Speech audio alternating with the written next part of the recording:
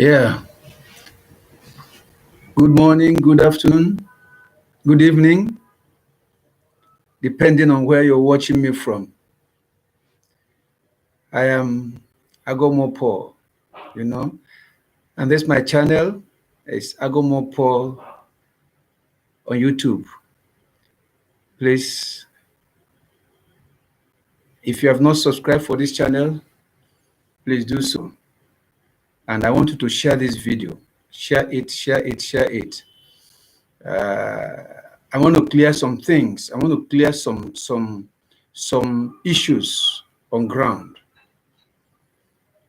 I want to clear some issues about the BBC documentary, BBC Africa documentary. I want to make it clear today. As you can see on the title of my my deal with BBC Africa. I'm Agomo Godwill, a former prophet with TB Joshua. And as you know, you've been hearing from me several times, I spent over a decade with him. So today, I'm here to let you know a lot of controversies. A lot of people have been calling me names, insulting me, threatening me from here and there, cyberbullying, telephone calls, messages, and so many things. Well, that's not new to me. I've been seeing that a long time. This is not the first time. Since 2008, when I released the first video, I know what I saw. I know the cost of speaking out. So it's not new, but because it involves BBC, I want to clarify issues. Look at when I did the first one, nobody was held responsible. They weren't calling anybody, they weren't calling channel, they weren't calling because I took it up myself. So who paid me then? Now let's talk. I want to tell you the story. I want to tell you how I got involved in this documentary. And this is my second time I'm doing the same thing. The first documentary I did had the same thing. There's no change. People were calling me and Bisola liars. They say we are betrayers. They say there's no name. They never called us. For years, we went underground. We are hiding. They sent different kind of machineries after us. Hitmen, different kinds of people after us. For more than 9 years, I never got involved in any job, I never got in any church activity. I was lying low. And my Lord was taking care of me. The Lord was my shepherd. So much. It's a long story. That story, I think we will talk about it when the time comes. The cost of speaking out, especially when you're speaking out against principalities, against the powers of this world. There are powers that rule this world. The earth is the Lord's and the fullness therein. But there's a system on this earth called the world. It's a terrible system. It's a system that, one need to. If you're not prepared, if you're not ready, they'll pull you down. Now listen to this. After the first video, we have been hiding. A lot of things have been going on. They call us names. They say we are lying. They say we are doing this. We are doing that. We try to destroy the name of their man of God. But we left everything in the hand of God.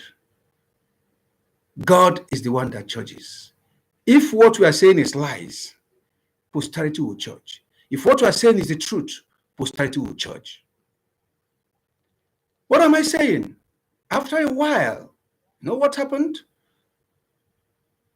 About, I think that was 2020, about 3 years ago. 3 years ago, 2021. I got a call from somebody who asked me that will I love to talk to, will I love her to give BBC my number? That there are some people on BBC that are making investigations, that they've gone through our first video. And since then, for so many years that they've been investigating what we said on the video, that they've been on it, they've been trying to monitor to check everything, that they want to hear from me as somebody. I said, well, if that's the case, I think God is also answering my prayers, because there's no name on earth that Pro-TB Joshua people did not call me. There is no name on earth. There is nothing on earth. There is no trap. I was set up spiritually, everything. They buried our names in the tree, buried our names in the water. Apart from that, sent their hitmen after us everywhere, down to Cotonou, down to Ghana. Come back. It was terrible for more than 9 years. I changed over 20 SIMs, because anyone I put, they will bug it, use it to trace me. Anyone I put, they will bug it. You can imagine. A security man now told me how to understand a line that is bugged. So immediately they bug me, I'll hear the sound. I'll remove that SIM.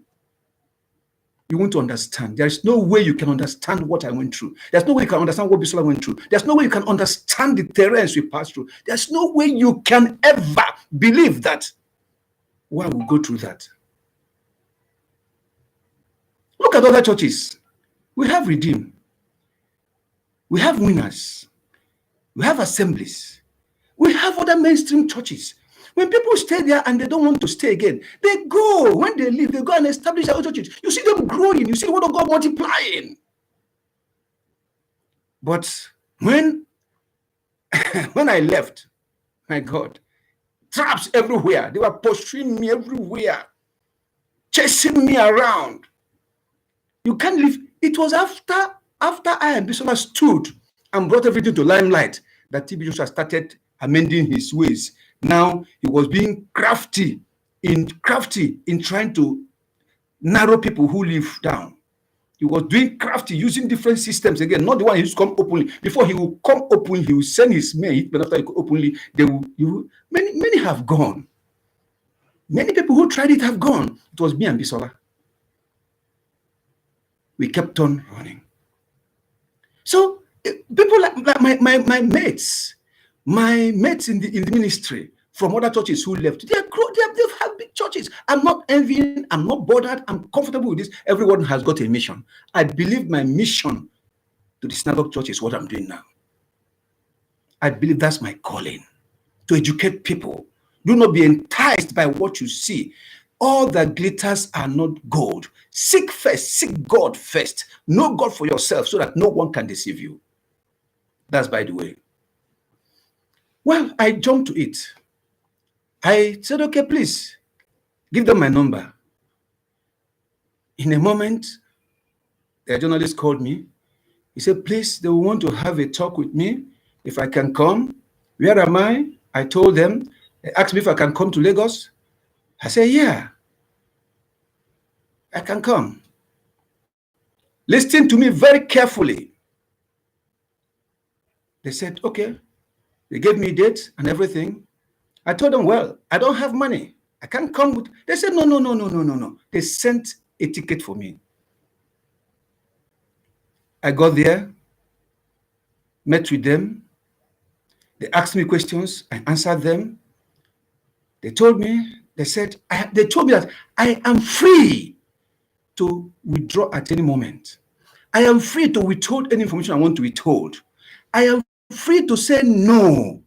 That they are not compelling me, that they just felt that they've interviewed so many people. Many of them were calling me. Many of them say, Prophet Agomo, meet him. That's why they come to me. And that it is my voluntary, it is on my right to speak or not to speak. They have not, that if I say I don't want to speak, that they are comfortable with it. That's what. I said, wow, why won't I speak? It will only go to confirm what I've been saying for over a decade. What I've been saying with Bisola over a decade. This will go to confirm it. What's the need again? I'm prepared. Then they started recording. We started recording.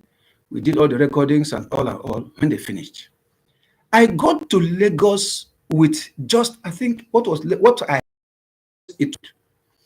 when I wanted to go, I was left with 5,000. I came in with. I had a place I wanted to go in Lagos, an opportunity for me to visit some places. I called the two journalists. I said, please, what's there for me? I need transport to move. Can you believe me? They told me, they said, that's actually the BBC, that all they did is just to bring me down, to say what I want to say. I said, no, and you can't believe me. It took me time before God and man for one of the journalists to give me 7,000 from his own pocket, not from BBC. He said, and when he gave me, he said, I'm giving you this out of my own voluntary will. BBC does not pay anybody. I now sat there. I said, come tell me why. He said, we don't pay for information. That's why we asked you, he said, if you want to still withdraw now, you are free to withdraw.